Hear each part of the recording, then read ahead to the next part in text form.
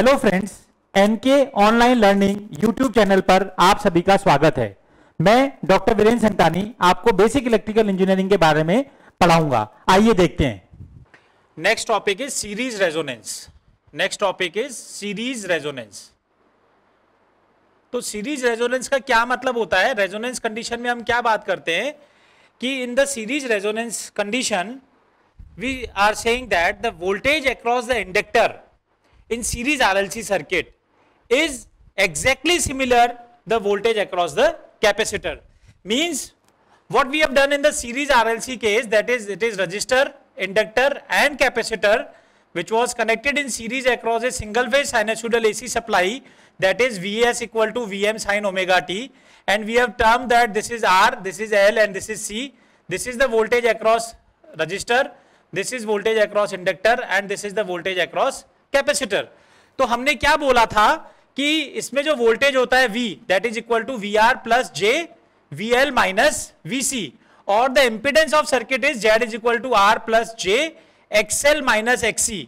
तो what I am saying that in the case of series resonance condition the voltage across inductor is exactly the voltage across capacitor, और in other terms we are saying that XL must be equal to XC। यानी series resonance की condition में क्या होता है, circuit purely resistive circuit की तरह behave करता है और इंडक्टिव रिएक्टेंस जो है वो कैपेसिटिव रिएक्टेंस के बराबर होता है।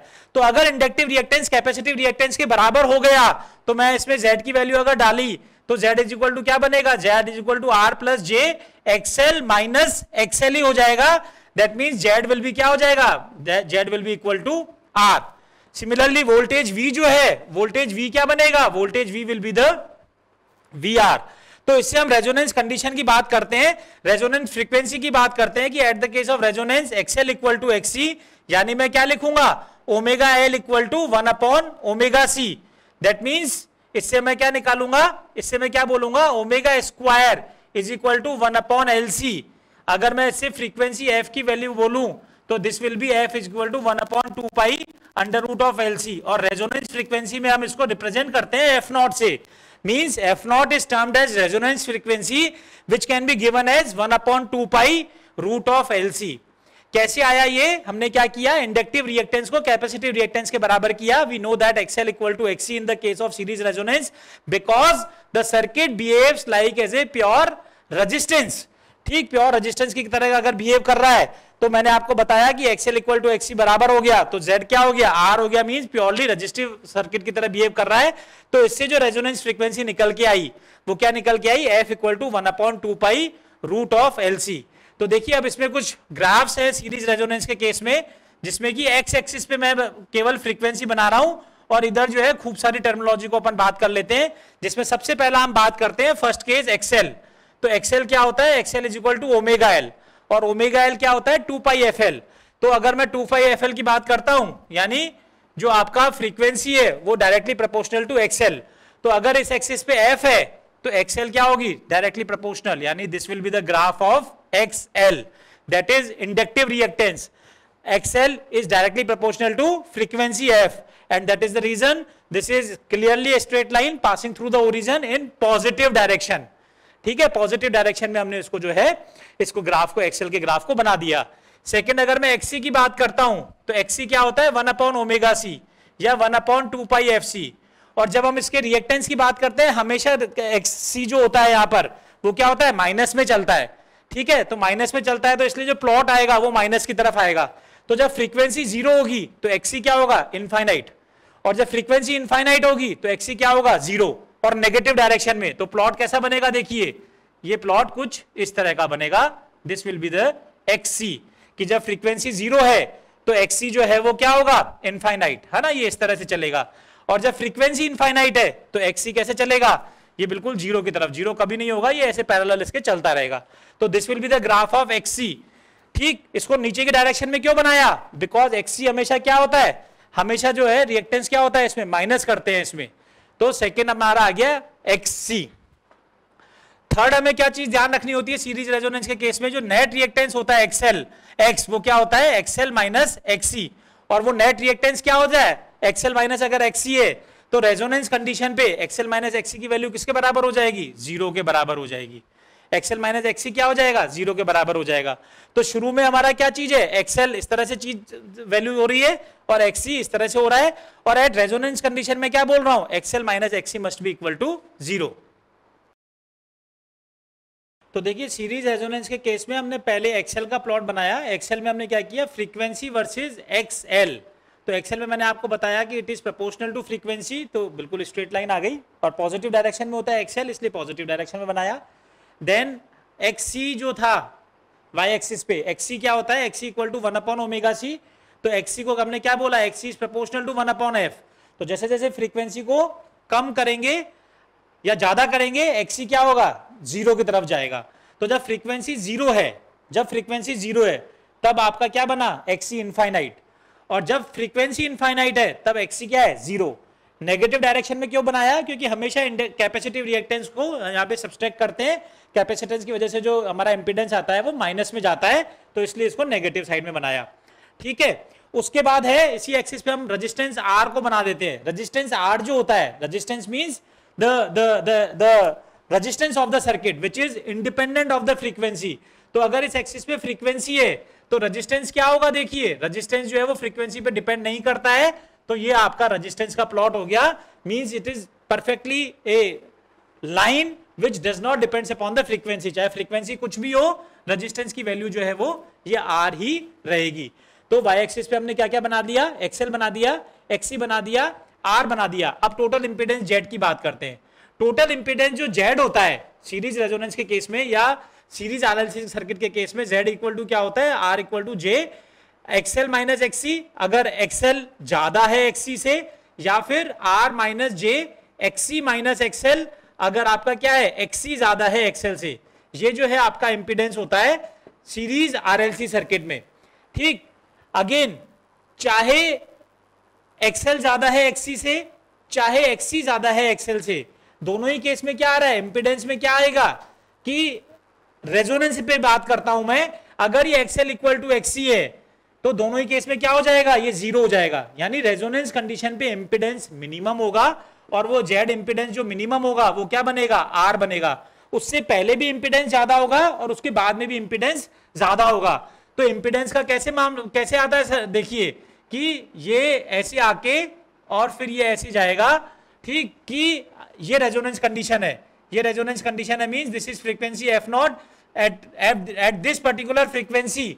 इस एफ नॉट पे क्या होगा? एफ नॉट पे जो है एक्सएल जो है एक्सी के बराबर होगा, और जो जेड है ये किसका प्लॉट है? जेड का। जेड मिनिमम जो है वो किसके बराबर हो गया? आर के बराबर। इससे पहले भी जेड की वैल्यू ज्यादा रहेगी और इसके बाद भी जेड की वैल्यू क्या रहेगी? ज्यादा रहेगी। क्लियर है? तो हम क्या बोल रहे हैं कि जब फ्रीक्वेंसी 0 होती है, देखिए आप, जब फ्रीक्वेंसी 0 होती है तो एक्सएल 0 है और एक्सी क्या है? इनफाइनाइट है। तो इस वजह से टोटल जो इंपीडेंस है ये कैपेसिटिव नेचर का रहता है। This is capacitive. ठीक है, total impedance is capacitive in nature.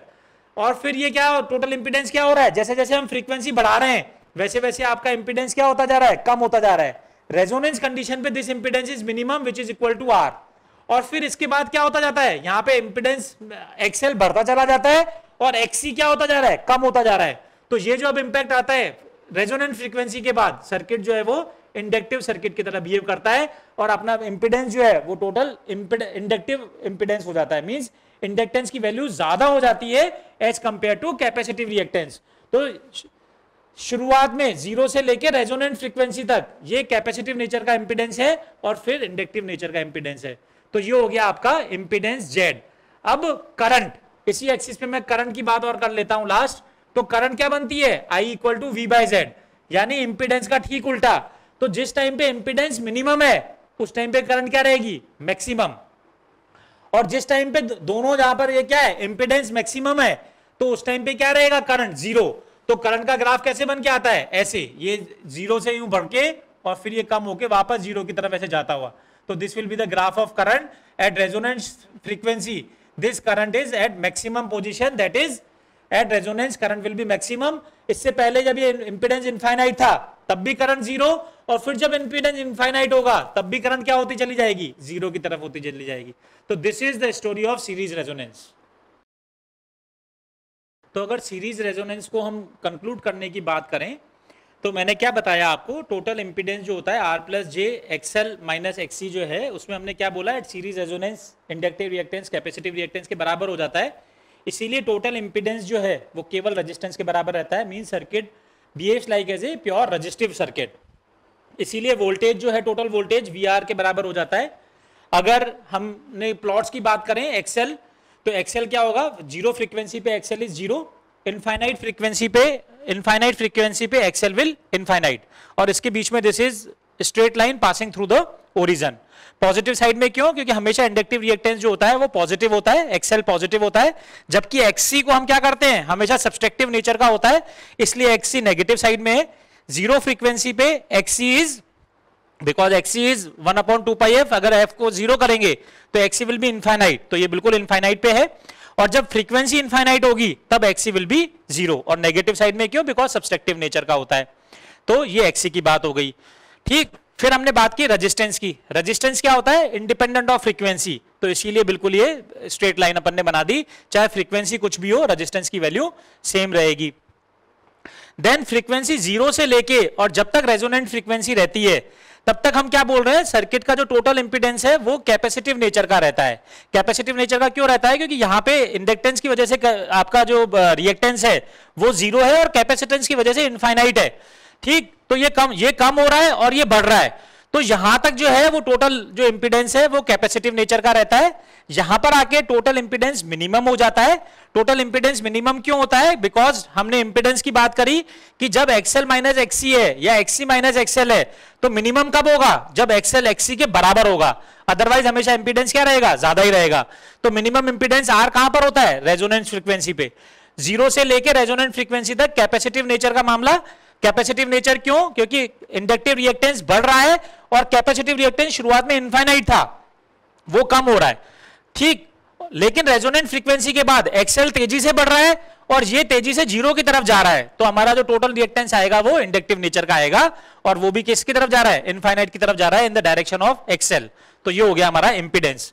Current की बात करें तो करंट क्या होती है, V बाय Z, यानी इंपीडेंस का ठीक उल्टा। यानी जब आपका इंपीडेंस मिनिमम है तो देखिए करंट मैक्सिमम बनाइए, और जब इंपीडेंस इनफाइनाइट है तब करंट जीरो, और यहां पे वापस जब इनफिनिट की तरफ जा रहा है तो करंट भी जीरो की तरफ जा रही है। और इस बीच में क्या बनाया, रेजोनेंट फ्रीक्वेंसी पे करंट इज मैक्सिमम, इसके इधर भी करंट कम और इसके इधर भी करंट कम। मींस अगर रेजोनेंट सर्किट की बात करें या रेजोनेंस कंडीशन की बात करें तो सर्किट प्योर रेजिस्टेंस की तरह बिहेव कर रहा है। मींस नेट जो आपकी पावर फैक्टर है रेजोनेंस के कंडीशन में, अगर पावर फैक्टर की बात करें तो पावर फैक्टर क्या होगा, cos फाई की वैल्यू यूनिटी होगी। यूनिटी क्यों होगी, because inductive reactance equal to capacitive reactance, तो रिएक्टेंस में है ही नहीं, प्योर रेजिस्टेंस है, तो आपका जो है पावर फैक्टर यूनिटी होगा। रिएक्टिव पावर की अगर हम बात करें एक्सएल और एक्ससी, क्योंकि दोनों रिएक्टेंसेस सेम हो गए, तो उस टाइम पे क्या हो जाएगा, क्यूएल और क्यूसी, मींस दोनों की वजह से, इंडक्टर और कैपेसिटर की वजह से जो पावर जो आएगी वो भी जीरो बनेगी, तो हमारी पावर केवल और केवल क्या रहेगी, रेजिस्टेंस की वजह से, यानी टोटल एक्टिव पावर ही रहेगी। Means reactive power required for the circuit will be zero. तो ये सारी कंडीशंस जो है वो रेजोनेंस कंडीशन में हमें ध्यान रखनी है।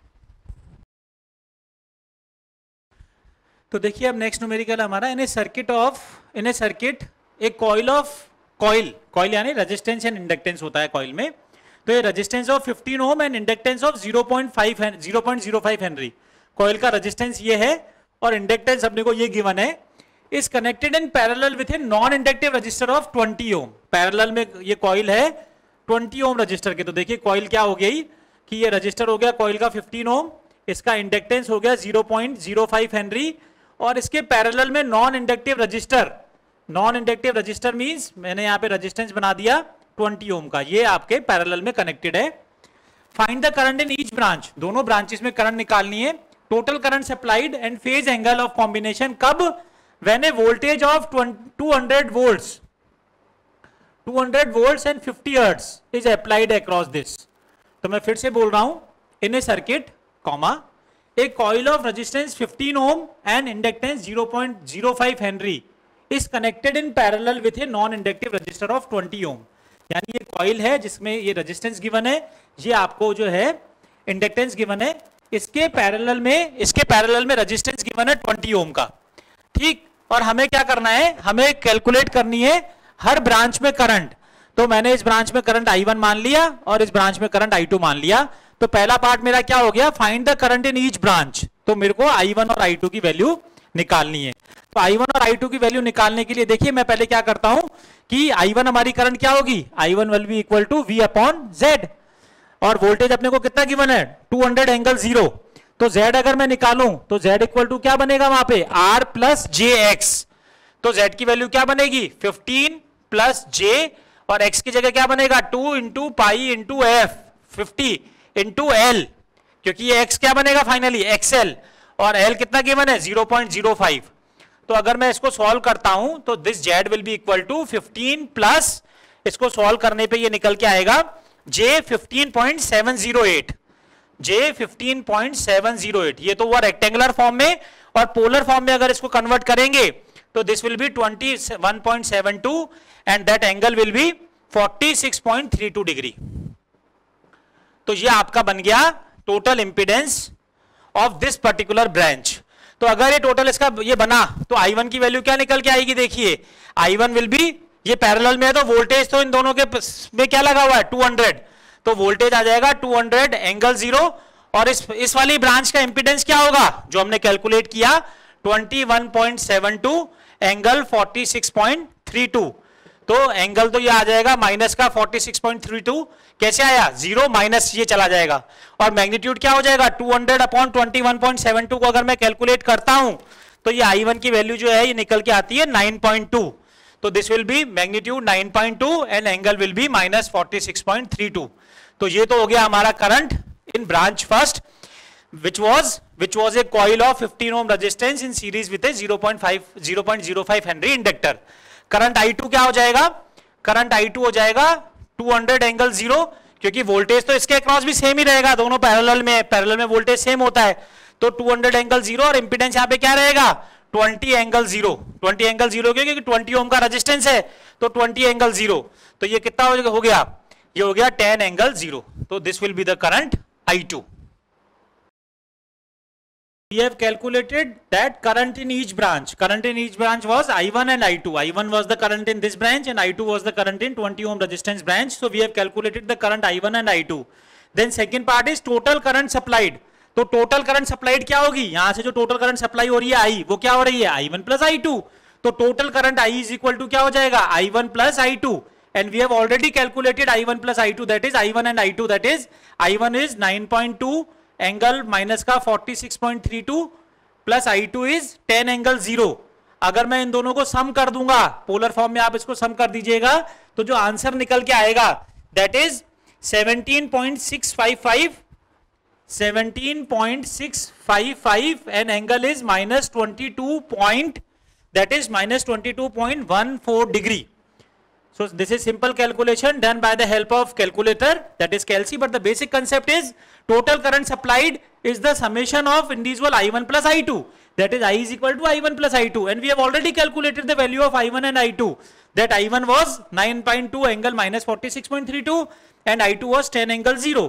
तो इन दोनों का हमने सम कर दिया तो आंसर हमारे पास आ जाएगा 17.655 एंगल माइनस 22.14 डिग्री।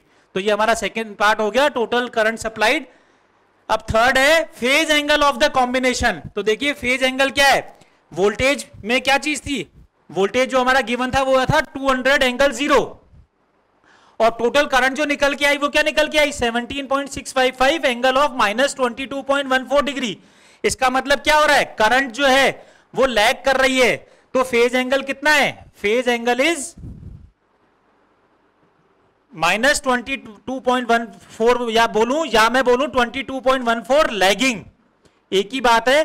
तो इससे जो cos फाई जो निकलेगा, cos फाई क्या निकल जाएगा, cos 2.14, दैट इज, अगर मैं इसको और कैलकुलेट करता हूं, या cos निकालने की अपने को जरूरत नहीं है, सीधा सीधा फेज एंगल अगर अपने से पूछा है तो इट में भी cos फाई तो क्या हो जाएगा, power factor of the circuit हो जाएगा। अगर केवल फेज एंगल पूछा है तो it will B 22.14 degree lagging in nature, that's it. Next question है अपना, एक कॉइल ऑफ रेजिस्टेंस, कॉइल है जिसमें resistance 50 Om and inductance of this much Henry is connected in parallel, parallel में कनेक्टेड है विथ ए सर्किट हैविंग इतना resistance in series with a capacitor of इतना microfarad. Means coil जो है उसका resistance है आपको गिवन 50 ओम और उसका इंडक्टेंस आपको गिवन है 0.138 हेनरी। ये जो कॉइल है is connected in parallel with A circuit having resistance, ये पैरेलल में है जिसका रेजिस्टेंस जो है वो 75 ओम का है, in series with a capacitor of 159 microfarad. ये इसके पैरेलल में कनेक्टेड है। The circuit is connected to 220 volts 50 hertz. तो ये जो है 220 वोल्ट्स और 50 हर्ट्ज से ये मामला जो है ये अपन ने कनेक्ट कर रखा है। And we have to calculate the supply current कि यहां से करंट कितनी जा रही है एंड द फेज एंगल। तो देखिए कैसे करेंगे, ये जो करंट जा रही है यहां पे मैं ये बोल देता हूं ये करंट I1 है और ये करंट I2 है। तो करंट I1 और I2 कैलकुलेट करने के लिए वोल्टेज अपने को गिवन है। I1 क्या बनेगा, I1 is equal to V upon Z1 और V क्या बनेगा 220 angle 0 upon impedance R1 plus JXL, R1 plus JXL। तो देखिए Z1 में कैलकुलेट करता हूं क्या बनेगा, ये R1 प्लस JXL। R1 कितना गिवन है 50 प्लस J इंटू 2 पाई F कितना गिवन है 50 इंटू L कितना गिवन है 0.318। तो अगर मैं इससे इंपिडेंस कैलकुलेट करूंगा तो ये जो Z1 निकल के आएगा, this Z1 equal to 50 plus J100, 50 plus J100। और इसका अगर हम पोलर फॉर्म में कन्वर्ट करूंगा तो मैग्नीट्यूड क्या होता है under root of 50 square plus 100 square, और फाई एंगल क्या होता है tan इनवर्स 100 अपॉन 50। तो अगर मैं इसे सॉल्व करूंगा तो ये निकल के आएगा 112, magnitude is 112 and angle is 63.5 degree, this is 63.5 degree. So this will be the impedance Z1। तो ये क्या निकल के आएगा, Z1 इंपिडेंस निकल के आ जाएगा। सिमिलरली मैं पहले Z2 भी कैलकुलेट कर लेता हूं। तो Z2 हमारा क्या होगा, Z2 will be equal to R2, मैं इसको R2 बोल देता हूं, दैट इज 75 ओम प्लस और सॉरी माइनस JXC, क्योंकि कैपेसिटिव रिएक्टेंस के केस में रिएक्टेंस क्या होता है माइनस JXC बनता है। तो this is 75 minus J into XC, that is 1/2 pi F into C कितना गिवन है 159 माइक्रोफैरेड, यानी 159 इंटू 10⁻⁻6। तो अगर मैं इसको कैलकुलेट करता हूं तो Z2 की वैल्यू जो निकल के आती है, Z2 will be 75 minus J20, this will B 75 minus J20। और अगर इसको मैं पोलर फॉर्म में कन्वर्ट करूंगा तो पोलर फॉर्म में मैग्नीट्यूड निकल के आ जाता है 77.7 सॉरी, और angle is -15 degree. So this will be impedance Z2। तो हमने क्या किया, we have solve for the impedance Z1 and Z2 for both the branches. If we have calculated Z1 and Z2, then what will be the value of I1? I1 क्या हो जाएगा V upon Z1, जो अपन पहले ही कर चुके थे यहाँ पे 220 एंगल 0 अपॉन Z जो अपन ने कैलकुलेट किया। तो 220 अपॉन एंगल 0 अपॉन Z1 को हमने क्या कैलकुलेट किया यहाँ पे 112 divide angle is 63.5 degree. That voltage is 220 angle 0 और इंपिडेंस को क्या निकाला था 112 एंगल 63.5। तो यहाँ पे एंगल 0 है और यहाँ पे एंगल 63.5 है, तो ये ऊपर जाएगा तो एंगल माइनस बन जाएगा। तो I1 तो मैग्नीट्यूड एंगल तो बनेगा -63.5, और मैग्नीट्यूड की बात करें तो 220 अपॉन 112 ये निकल के आएगा 1.96। तो करंट I1 आ गई हमारे पास 1.96 and angle is -63.5। Similarly I2 क्या हो जाएगा, I2 will be V upon Z2, V वही होगा 220 angle 0, this will be 220 angle 0 upon Z2 we have calculated that is 77.7 angle -15 degree. तो अगेन एंगल तो क्या हो जाएगा -15 जाएगा ऊपर तो प्लस हो जाएगा, और मैग्नीट्यूड 220 अपॉन 77.7 ये बनेगा 2.83। तो this will B 2.83 and angle will B 15 degree. This will B total current I2। So this is I1 and this is I2। हमारा क्वेश्चन क्या था, कैलकुलेट द सप्लाई करंट। तो सप्लाई करंट जो होगी I वो किसके बराबर होगी I1 प्लस I2।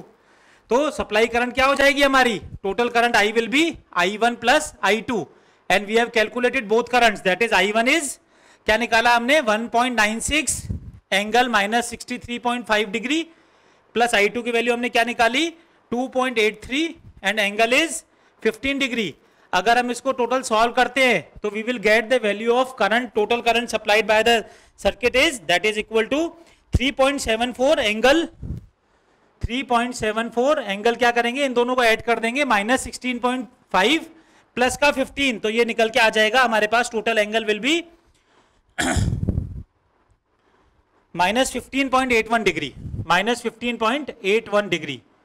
कैसे करेंगे इसको, सॉल्व करेंगे इसको I1 प्लस I2, तो इसको हम क्या करेंगे, कैलकुलेटर की सीधे सीधे एंगल नहीं जुड़ेंगे इसमें, दिस प्लस दिस, तो अलग अलग सॉल्व करके और मैग्नीट्यूड और एंगल को हम इसको जो है करंट को निकाल लेंगे। तो पहला हमारा आ गया कैलकुलेट द सप्लाई करंट, और फेज एंगल कितना आ गया, देखिए वोल्टेज में क्या था 220 एंगल 0, और करंट क्या आया, टोटल करंट कितनी आई माइनस का 15.85, तो हमारा फेज एंगल कितना आ गया, phase angle will B 15.81 which is lagging in nature. Why it is lagging, because minus में आया है, माइनस में आया है, इसका मतलब क्या हो गया कि हमारा जो एंगल है वो लैगिंग नेचर का होगा, तो that is magnitude is 15.81 and we are termed as lagging. तो देखिए क्या क्वेश्चन है, a voltage of 200 angle 25 degree volts is applied to a circuit having two parallel branch. Circuit में दो पैरेलल ब्रांच हैं, if the branch currents are this and this respectively, तो दो parallel branch हैं और ब्रांच करंट्स अपने को given है, और निकालना क्या है, apparent active and reactive power in each branch and in complete circuit, और फिर पावर फैक्टर भी निकालना है। तो मैं फिर से बोल रहा हूं, a voltage of this much voltage is applied to a circuit having two parallel branch, दो पैरेलल ब्रांच गिवन है। if the branch currents, two parallel branch है मतलब मैंने कोई इंपिडेंस माना Z1 और उसमें जो करंट गिवन है 10 एंगल 40 गिवन है, 10 एंगल 40 गिवन है, और इसके पैरेलल में कोई इंपिडेंस माना Z2 और इसमें जो करंट गिवन है वो गिवन है 20 एंगल माइनस 30 डिग्री। तो ये दोनों पैरेलल में आपस में कनेक्टेड हैं, और इन दोनों का जो कॉम्बिनेशन है उसके अक्रॉस हमने वोल्टेज जो लगा रखा है, दैट वोल्टेज इज क्या गिवन है अपने को, that voltage is 200 angle 25 degree. अब पढ़िए देखिए, a voltage of this much voltage is applied to a circuit having two parallel branch, तो ये वोल्टेज हमने बना रखा है जो कि दो पैरेलल ब्रांच के अक्रॉस है। if the branch currents are, current जो है 10 एंगल 40 और 20 एंगल माइनस 30 है respectively, determine the apparent active and reactive power in each branch. तो देखिए अगर मैं इसमें एपरेंट पावर की बात करूं, एक्टिव पावर की बात करूं, तो मैं पहले करता हूं ब्रांच 1 के लिए। ब्रांच 1 की अगर मैं बात करूं तो वोल्टेज तो अप्लाई कर रखा है दिस, और करंट अपने को दे रखी है दिस, तो एपरेंट पावर क्या होती है, एपरेंट पावर जो होती है दैट इज VRMS IRMS, तो VRMS इंटू IRMS, VRMS कितना गिवन है 200, IRMS कितना गिवन है 10, तो सीधा सीधा 2000 क्या आएगा वोल्ट एम्पियर या 2 kVA, तो दिस विल बी 2 kVA और 2000 वोल्ट एम्पियर, बिल्कुल ठीक है।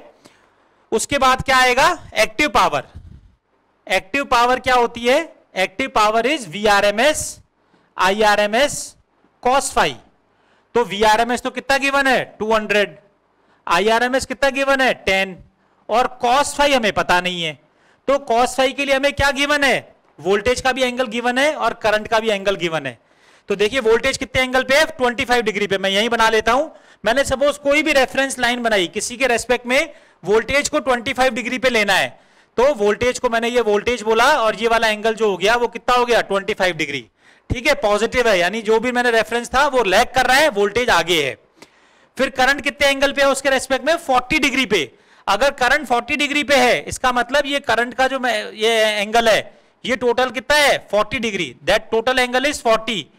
तो पावर फैक्टर क्या होता है इन दोनों के बीच का एंगल, यानी कितना निकल के आएगा 40 माइनस 25, तो cos phi कितना निकल के आएगा, cos phi will be cos 15 degree, और cos 15 डिग्री की जो वैल्यू होती है, cos 15 डिग्री जो होता है डेट इज इक्वल टू 0.966, 0.966, तो एक्टिव पावर जो होती है P वो क्या हो जाएगी 200 इंटू 10 इंटू 0.966, तो अगर मैं इसको सॉल्व करूंगा तो एक्टिव पावर हमारी निकल के आ जाएगी 1.93 kilowatt, 1.93 kilowatt, because it is VRMS IRMS cos phi। Similarly third क्या है रिएक्टिव पावर, तो रिएक्टिव पावर क्या निकल के आएगी, देखिए रिएक्टिव पावर किससे रिप्रेजेंट करते हैं, Q से रिप्रेजेंट करते हैं, और क्या होती है VRMS IRMS IRMS sin phi।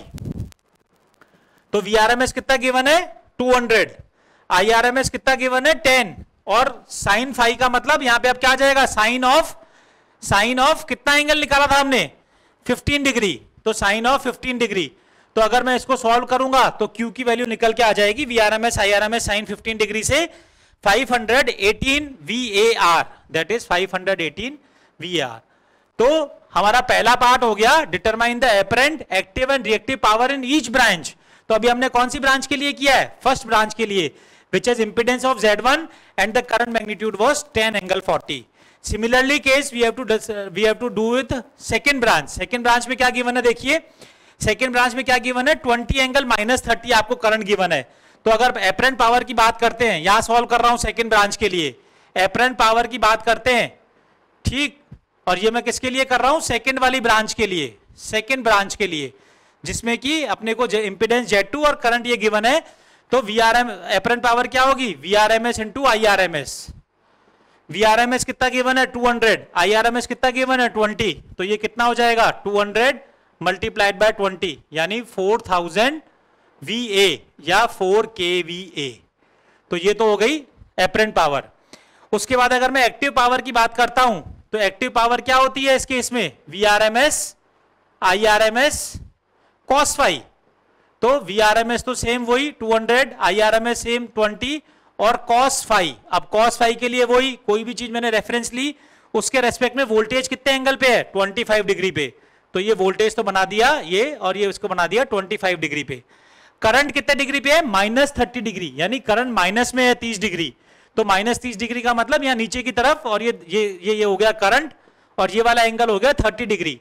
तो वोल्टेज और करंट के बीच में टोटल एंगल कितना आ गया 30 + 25, 30 + 25, तो टोटल एंगल कितना आ जाएगा 55 डिग्री।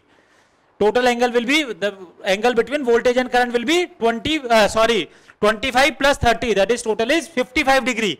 तो यहां पे क्या आ जाएगा, जो हमारी एक्टिव पावर है 200 × 20 × cos ऑफ 55 डिग्री। तो अगर मैं इसको सॉल्व करूंगा 200 × 20 × cos ऑफ 55 डिग्री, तो it will be 2292 watts, 2292 watts, और it may be written as 2.29 kilowatts. So this will be the active power in second branch. Similarly reactive power क्या हो जाएगी Q, वो मैं डायरेक्ट लिख देता हूं अब, 200 × 20 × साइन ऑफ 55 डिग्री। तो अगर मैं इसको सॉल्व करूंगा 200 × 20 × sine of 55 degree, it becomes 3276 VAR, और it can be written as 3.276 kVAR, kilo volt ampere reactive. तो हमने क्या कर दिया, determine the apparent active reactive power in each branch हम कैलकुलेट कर चुके हैं, and now we have to do this in complete circuit. Then we have to calculate the apparent active and reactive power for the complete circuit। तो complete circuit की बात करें तो voltage तो हमें ये गिवन है, टोटल करंट निकालनी पड़ेगी। तो टोटल करंट क्या होगी, I will be equal to I1 + I2। तो I1 + I2 means 10 angle 40 + 20 angle -30। ये तो I1 है और ये I2 है, तो टोटल करंट हमारी क्या हो जाएगी, I will be, total current definitely क्या होगी, इन दोनों का समेशन होगी I1 + I2। तो अगर मैं इसको सॉल्व करता हूं तो I की वैल्यू जो है, इसका मैग्नीट्यूड तो निकल के आ जाएगा 25.23 और एंगल इसका निकल के आएगा माइनस का 8.15 डिग्री।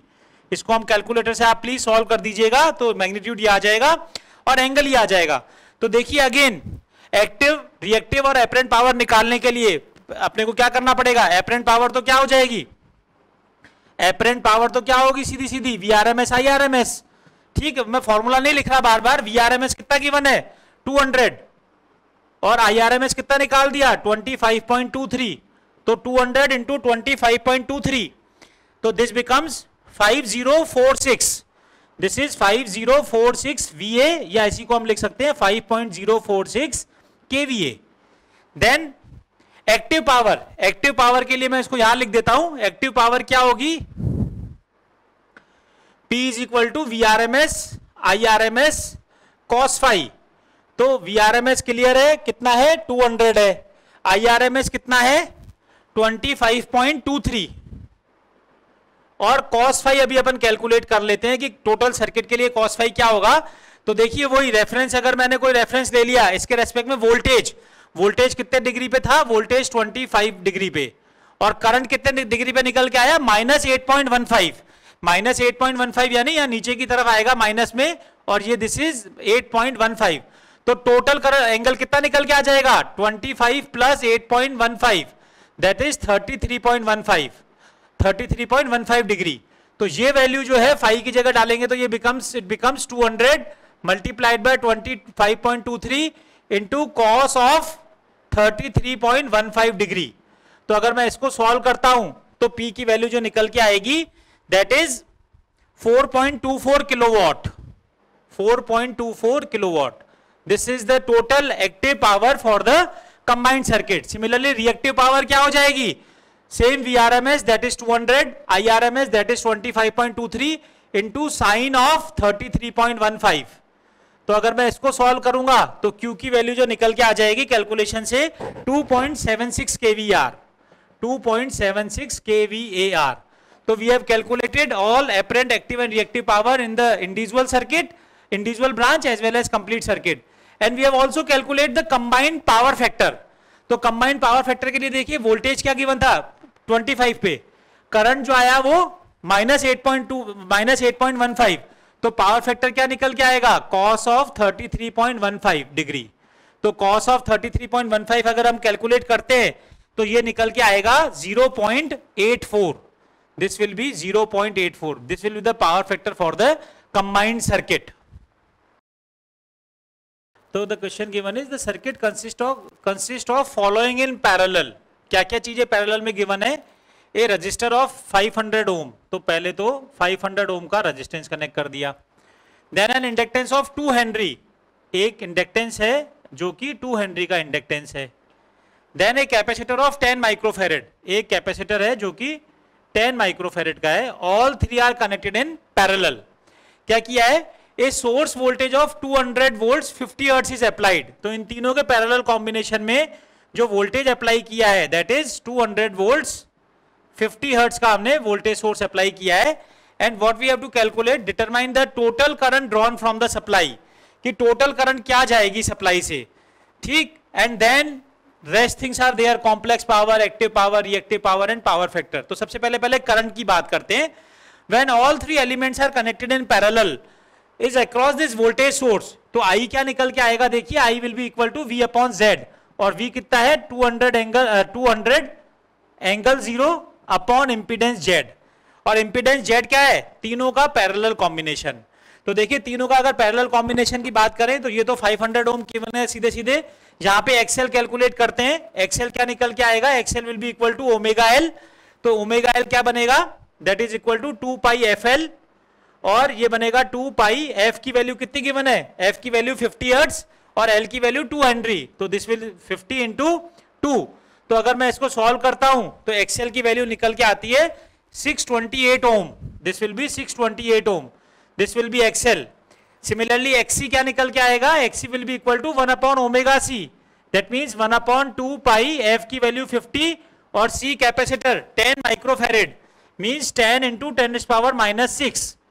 तो अगर मैं कैपेसिटर की वैल्यू इसको एक्सी इसको सॉल्व करता हूं इसके लिए, तो एक्सी की जो वैल्यू निकल के आएगी अगेन दिस विल बी 318 ओम।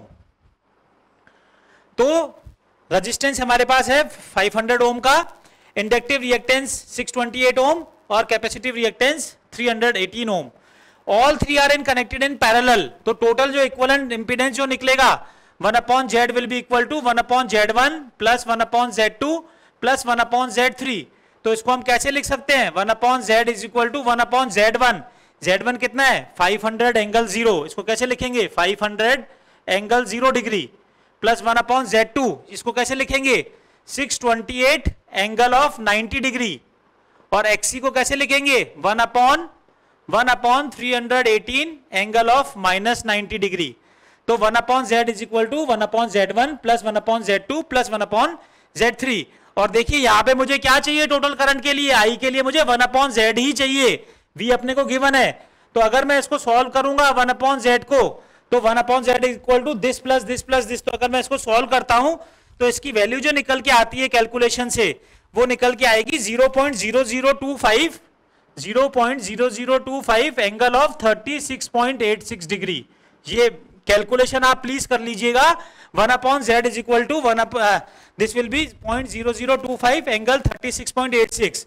तो ये जो 1 अपॉन जेड की वैल्यू है वो मैं यहां पुट कर दूंगा, तो करंट आ जाएगा, क्या आ जाएगा current, I will be equal to 200 angle 0 multiplied by 1 upon Z, that means multiplied by 0.0025 angle of 36.86। तो इससे हमारे पास I की वैल्यू क्या आ जाएगी, एंगल तो जुड़ जाते हैं तो ये तो सीधे सीधे हो जाएगा 36.86 एंड दिस मल्टीप्लाइड बाय 200, तो इसका मैग्नीट्यूड जो है I का मैग्नीट्यूड आ जाएगा, this will be equal to 0.5। तो this will be the current supplied और current drawn from the supply. Then next is we have to calculate complex power, active power, reactive power and power factor of the circuit. तो active power देखिए क्या होती है, P से represent करते हैं VRMS, IRMS, cos phi। तो VRMS अपने को कितना गिवन है 200 वोल्ट्स, तो VRMS is 200 volts into IRMS current जो हमने निकाली that is 0.5 and cos of angle जो था वहां पे 200 एंगल 0 है, करंट का एंगल 36.86, तो ये क्या आ जाएगा cos ऑफ 36.86 डिग्री।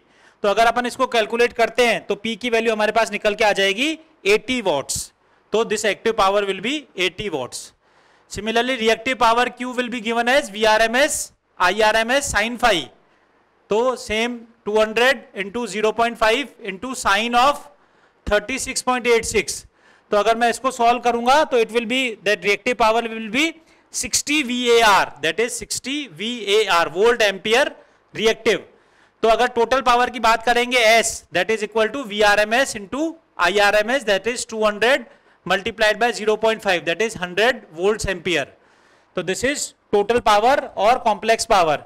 इसमें अगर एंगल की बात करें तो या पावर फैक्टर की बात करें तो देखिए cos phi क्या होगा, cos phi क्या है, वोल्टेज का एंगल है 200 एंगल 0 और करंट का एंगल है 0.0 मैग्नीट्यूड है 0.5 और एंगल है 36.86। तो आपका पावर फैक्टर क्या हो जाएगा, cos phi will be cos of 36.86। तो cos of 36.86 is power factor will be 0.8। So this will be the power factor of the circuit. तो अगर मैं टोटल पावर की बात करता हूं तो मैं इसको लिख दूंगा 100 एंगल 36.86 डिग्री।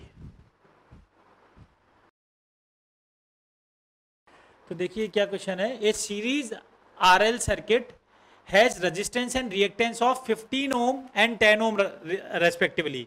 यानी रेजिस्टेंस अपने को गिवन है 15 ओम का और रिएक्टेंस अपने को गिवन है 10 ओम का, this is 10 ohm. Calculate the value of capacitor which when connected across the series combination in parallel. मतलब इसके सीरीज कॉम्बिनेशन में मैं एक कैपेसिटर लगाऊं, the system attains unity power factor. तो ये सिस्टम जो है वो यूनिटी पावर फैक्टर को अटेन कर ले, मींस मैं series combination of RL circuit के पैरेलल में क्या कैपेसिटर लगाऊं कि सिस्टम का जो है पावर फैक्टर यूनिटी हो जाए। तो देखिए पावर फैक्टर यूनिटी करने के लिए पहले मैं इंपेडेंस कैलकुलेट करता हूं, सीरीज जो अपने को गिवन है Z जो होगा Z is equal to R plus JXL, that means 15 plus J10। तो अगर मैं इसको सॉल्व करता हूं 15 प्लस J10 को तो ये निकल के आता है 18.03 magnitude and the angle is 33.69 degree, 33.69 degree. This is the impedance of this series RL circuit branch. अब इसके पैरेलल में हमने क्या बोला, calculate the value of capacitor which connect across the series combination in parallel. तो ये जो है कैपेसिटर को कैसे लगा रखा है, पैरेलल में लगा रखा है। टोटल जो सर्किट का इंपीडेंस होगा वो क्या होगा, 1 upon Z is equal to 1 upon Z1 plus 1 upon Z2 और it can be written as 1 upon Z is Y 1 upon Z1। Z1 ये वाला है that is 18.03 angle of 33.69 plus J upon XC that is capacitor के across जो हमारा जो impedance है that is J upon XC।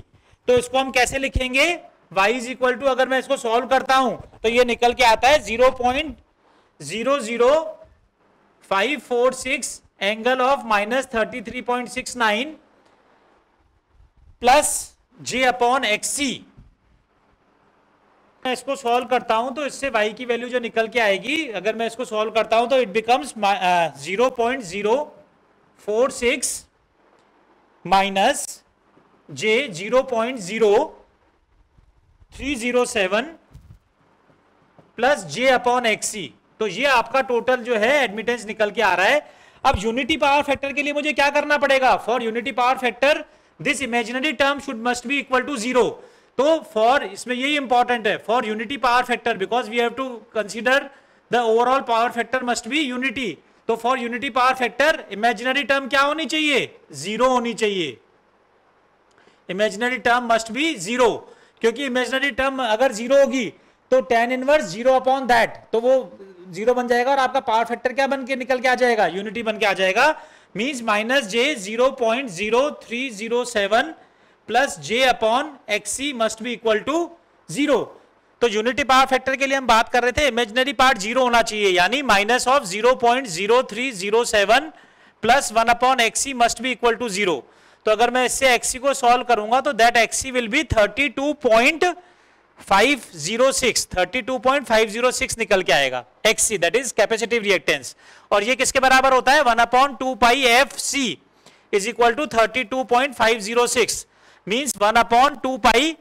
Frequency generally हम 50 hertz बोलते हैं, तो दिस इज 50 इंटू सी की वैल्यू हमें पता नहीं है and that is equal to 32.506।